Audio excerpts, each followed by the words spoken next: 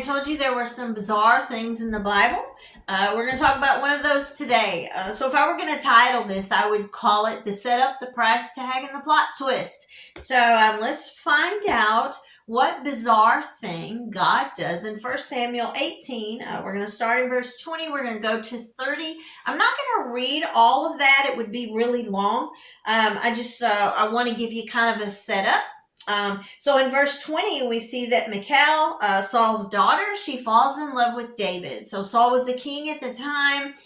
He has two daughters. He has tried to give one of his daughters to David. David did not, he didn't want that marriage. And then we see that another daughter, Michal, she falls in love with David.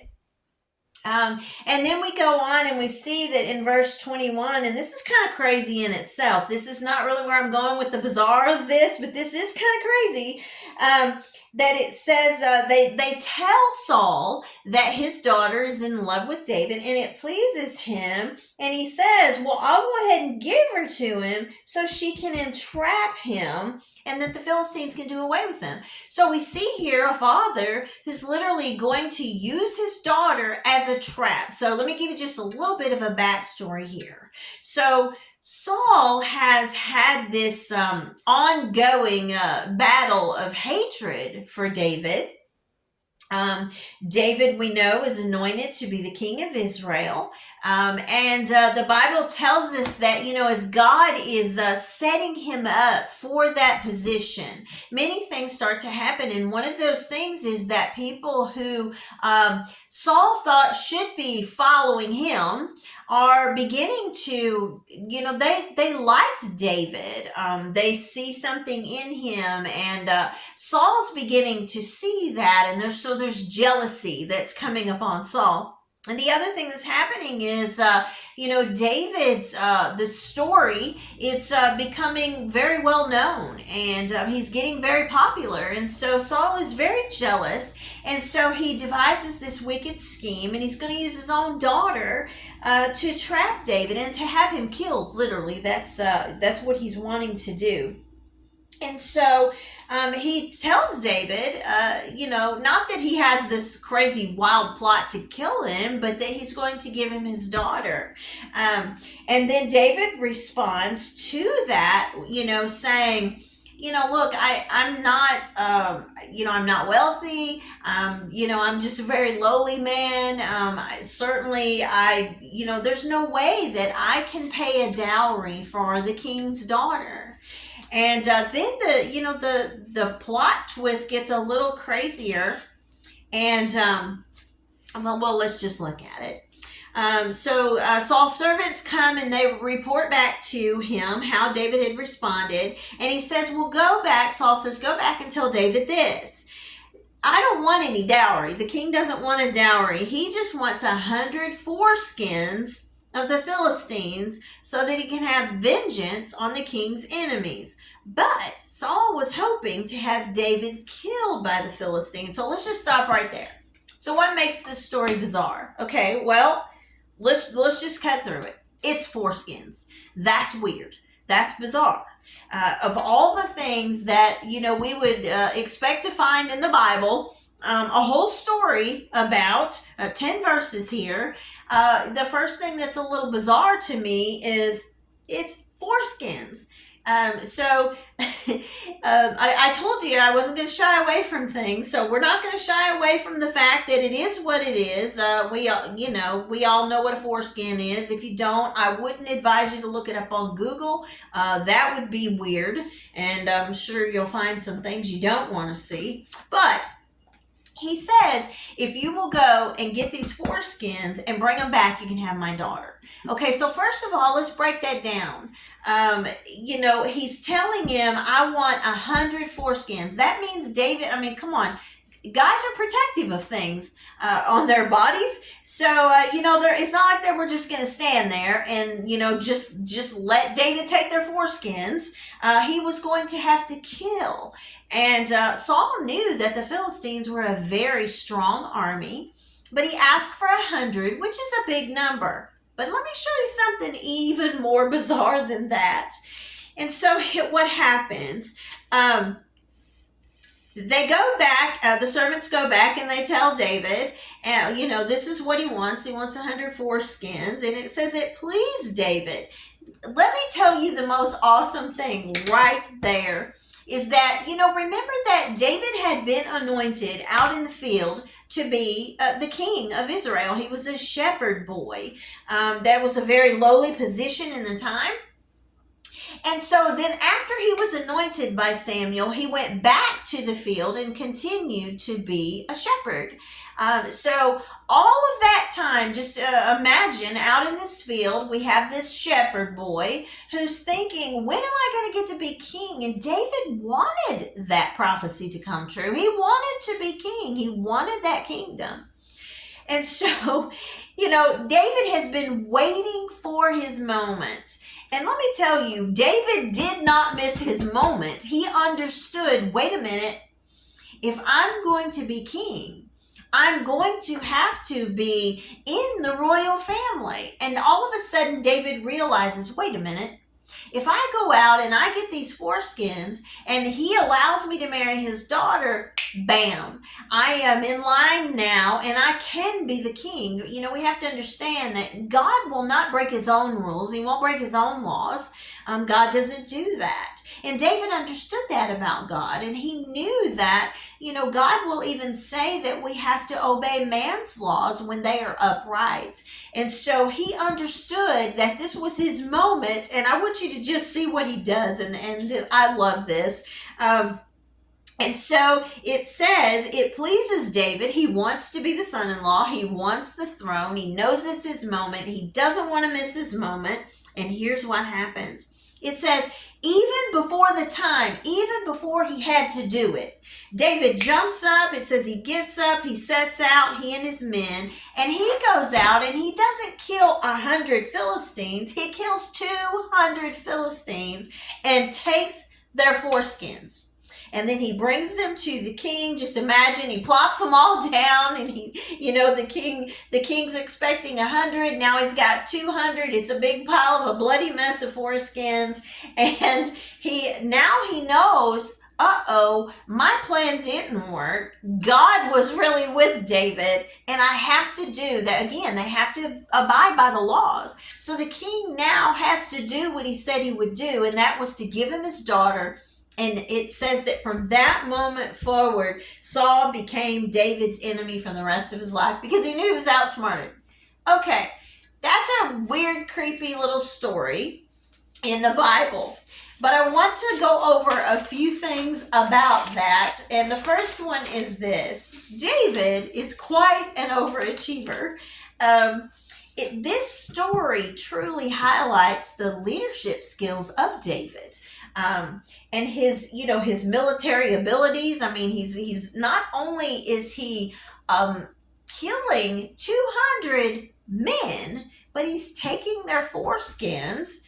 And that would be a hard feat for anybody. So again, his warrior reputation, it's growing now.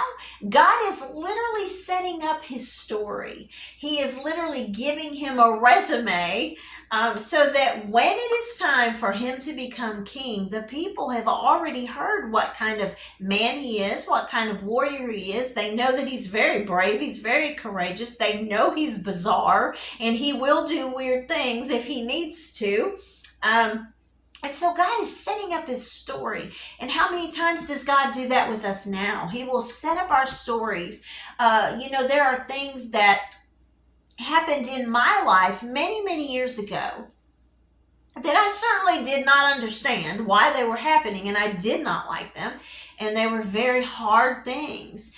But those very things are the things that God used to propel some of the things that he has led me into years later. Many years in youth ministry, dealing with some children, that had some DCFS involvement, and even some things with my own children when they were very young that we had to deal with. And all of those things combined together were very helpful in another season when Barry and I became house parents. It was very helpful during that time. So I kind of look at that as God trains us through our hardships. And he was training David out in the field. Remember that there's stories of a lion and a bear, and of course they would come to try to eat the sheep, and David is fighting them. And then we know that then he's fighting a giant, and he's very young when he does that. And so now we have him going out, and he slaughters 200 grown men and takes their foreskins off. That story's gonna get spread around pretty rapidly, because let's face it, that's not only bizarre, but it's a little scary, especially if you were a man. The other thing that's very important here is remember that Saul was trying to set him up. Not only did he want to get him killed, but remember that Saul, he's an evil man. He's demon possessed. And not only does he want to get David killed, but he wants to slaughter the Philistines because they're a strong army. And so we know that the Israelites would have been circumcised men. The Philistines would not have been circumcised. So, Saul is using this moment to hit them below the belt, literally. But to also, he's hitting their religious belief system, because they did not believe in being circumcised. And so, it's important to pull these deep things out. There are deep wells in the Bible, and sometimes we just read it and think, okay, well, here's this guy goes out and cuts a bunch of foreskins off. That's weird, and then we just go on. But if we really break the Bible down, we find out some very important things about things like that. Michal's marriage to David was very significant, again, because he had to have a seat in the royal family.